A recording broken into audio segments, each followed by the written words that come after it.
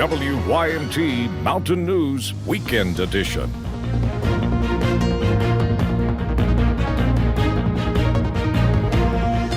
Good evening, I'm Katie Cook. With rain chances still expected here in the mountains tonight, it is a severe weather alert day. Let's go ahead and check in with meteorologist Brooke Marshall for a first look at the forecast. Brooke.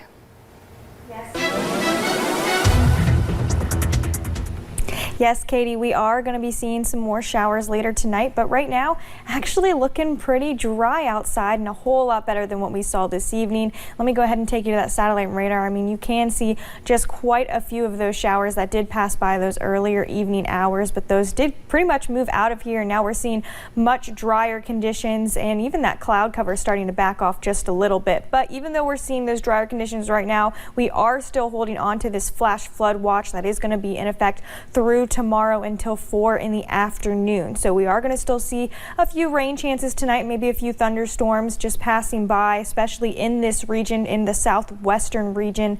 And we are going to be seeing maybe some flash flooding issues with that. So definitely need to make sure you have a way to get watches and warnings.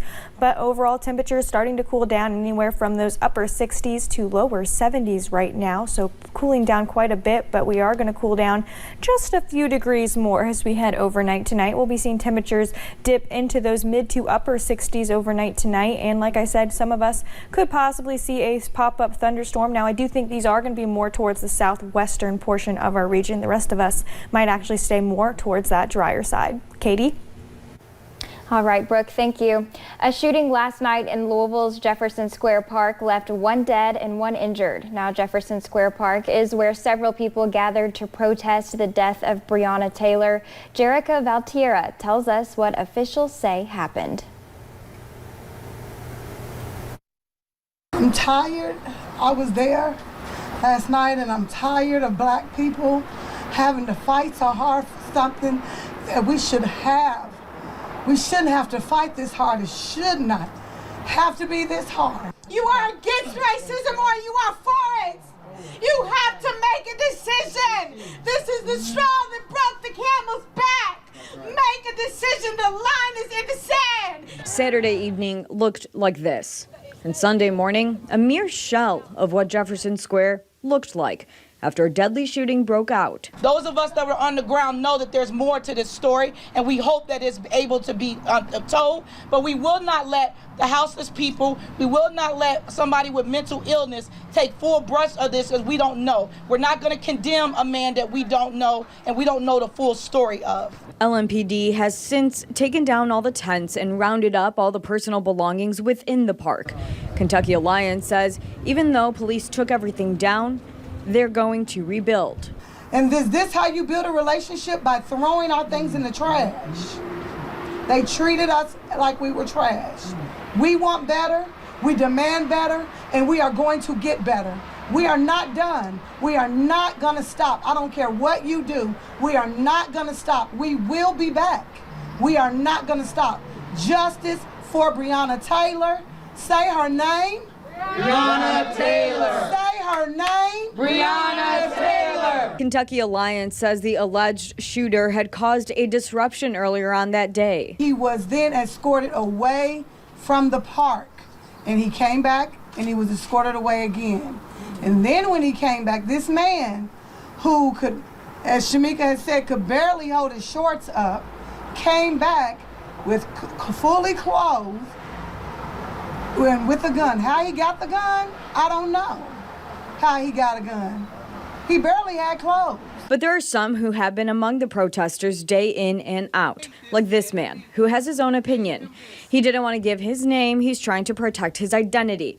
The man says the term weird has been used pretty generously around Jefferson Square protesters. People are paid to be there.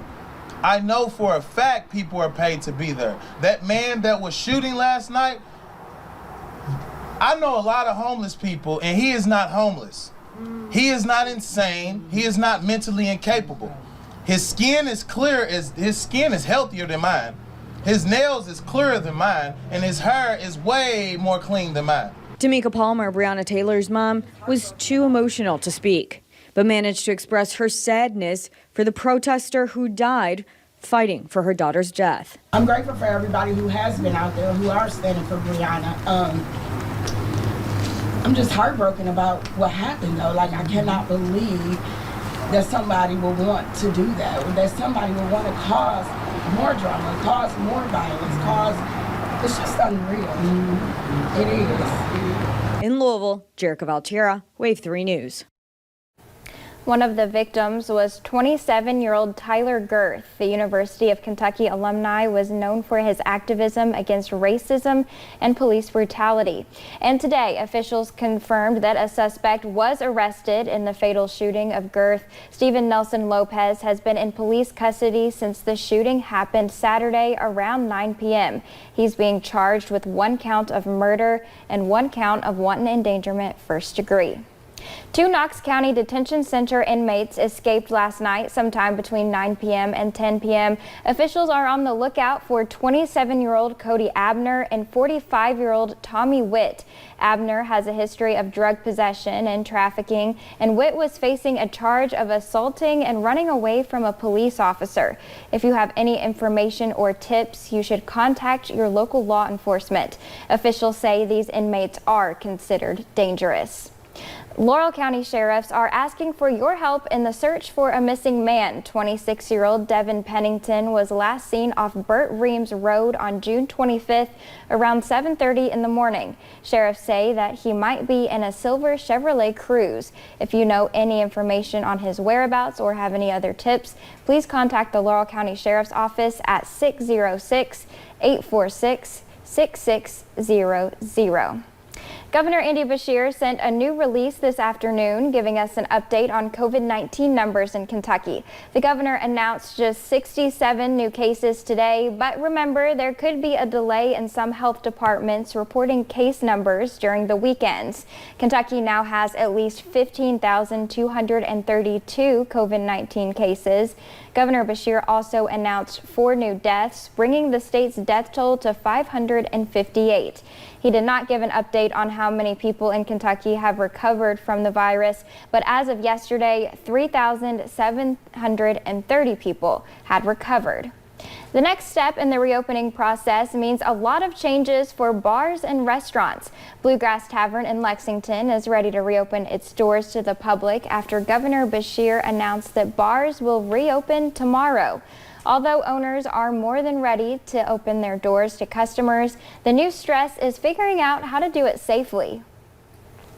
We're going to kind of go on a higher level of caution. We know we're allowed to have people on the inside at a reduced capacity, maintaining a 6-foot distance, but at least for the few weeks as we kind of learn the new processes, becoming comfortable with wiping everything down, wearing masks, taking everyone's temperature, what we're going to do is only allow people on the outside to hang out on the patio where it's been deemed to be a little bit safer. Ebbett and other business owners ask customers for their patience during these reopening times. As the governor's guidelines allow restaurants and businesses to start reopening, many continue to feel the economic impact from the virus. WYMT's Madison program has more on how one local restaurant could have some hard decisions to make in the coming days. Thatcher's North Fork Grill in Jackson opened in the fall of 2019. You couldn't get in here. I mean, literally any day of the week, on the weekends when there's a ball game, like the football field's right over there, you couldn't get in here, you know, before and after the ball game. A busy business until the coronavirus took hold. In the last 3 months, I mean, it's just since March, and it's just went downhill. We had to cut our hours back. We had to, you know, kind of make our menu a little bit smaller, cut our costs, cut as much costs as we can to just maintain. Sean Thatcher, co-owner, says he's taken steps to try to keep the restaurant going. I've been trying to, do everything we can as far as advertising and doing, discounts, making family meals, whatever we can do to kind of get people coming back in here. Continuing to serve their customers through several ways: curbside pickup, takeout, and drive-through. Well, at this location, as you can see, it's small in here. And there's no place that you can be in here that you can be not going to be within 6 feet of someone. We may start next week, just because if we don't do something here, this place isn't going to make it. Trying to push through the hard times. We've put in a lot of hours, a lot of time, a lot of money, a lot of our life, you know, to make these things happen, and hopefully we can keep them. Looking for the community support for a local restaurant that serves the community. In Breathitt County, Madison Pergram, WYMT Mountain News. Thatcher says he hopes to open his doors to indoor seating on Tuesday. The Food and Drug Administration has linked more items to a multi-state outbreak of Cyclospora infections that has hospitalized 23 people. Walmart is recalling 12 and 24-ounce bags of market-side classic iceberg salad. The items have best if used dates of May 19th to July 4th. The Fresh Express salads are being recalled as a precautionary measure due to a possible health risk. 206 people have been infected and 23 hospitalized. Customers are urged to throw away the salads or call Fresh Express Consumer Response Center. The Pikeville Community Kitchen is giving out blessing bags tomorrow starting at 11 a.m. The event will take place rain or shine at the Pikeville United Methodist Church on Main Street. The Pikeville Walmart is sponsoring these blessing bags. It is first come, first serve, and volunteers will hand out the bags until they are all gone. Well, Sunday was an exciting day for high school basketball fans around the Commonwealth. The 2020 Mr. and Mrs. Basketball Awards ceremony had to be virtual this year. Ultimately, Maddie Scher out of Ryle High School took home the Miss Basketball Award, and Davion McKnight was the first player from Collins High School to win Mr. Basketball. Both of the award winners could not be more excited. It means a lot. Coming from a small town, we don't really have players to do what I've been doing, and I'm the third ever to win Mr. Basketball in Shelby County, so it means a lot. Yeah. I mean, it means so much, you know, it's just a huge honor, you know, since I was in the 5th grade, you know, I knew about Miss Kentucky basketball, and so, you know, it's finally here, and it kind of feels surreal, so. Maddie will be playing at Oregon State University, and Davion will be playing at Western Kentucky University. Coming up on Mountain News Weekend Edition, some pageant participants finally got back on the stage today in Floyd County. And it looks like we are going to see some more soggy weather tomorrow. I'll have your full forecast next.